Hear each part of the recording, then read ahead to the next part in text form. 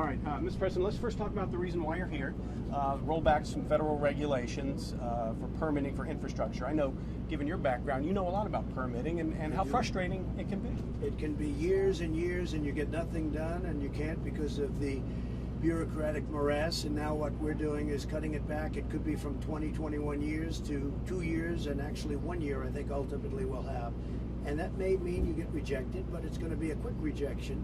But mostly it will be accepted highways and roadways and dams, bridges, everything. Any federal project would take many, many decades in many cases to get approved, and we're going to bring it down to about 1 year. It's already down to 2, so that's a big difference. I wanted to ask you a question about coronavirus. The state of Georgia has asked for some federal assistance with help with our National Guard funding and PPEs and things. What can the federal government do?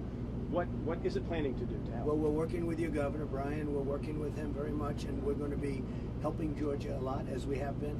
It's a special place, great people, and they've done really well with the virus and with every other thing. They've really done an incredible job. So we're working closely with them on the virus and funding, and that'll be forthcoming.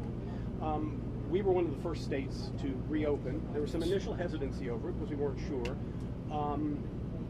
How do you feel the reopening process is going? Is there some worries that maybe it was too Well, I think for Georgia it's been great because, you've kept it down and you've reopened, and you're just, you're getting close to having 100% open, and you've really kept the virus to level down, which is an incredible tribute to a lot of good, talented people.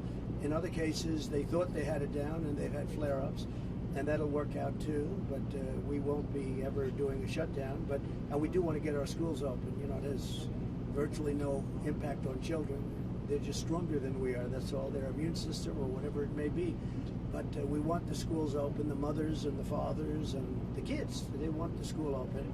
There's danger in not opening too. You understand that. We've been seeing these reports, and they're horror shows when you stay at home and you can't get out, you can't do what you want to do, and that causes a lot of problems. It even causes death, frankly. So we want the schools open, and Georgia's been a great example of a state that's done it all right. We know the CDC obviously is located in Atlanta. There was a recent decision to more centralize some of the patient info, patient data. Can you talk about? Well, they want centralized in terms of information. They want to be able to talk about it. They want to be able to give wise information to other parts of the country.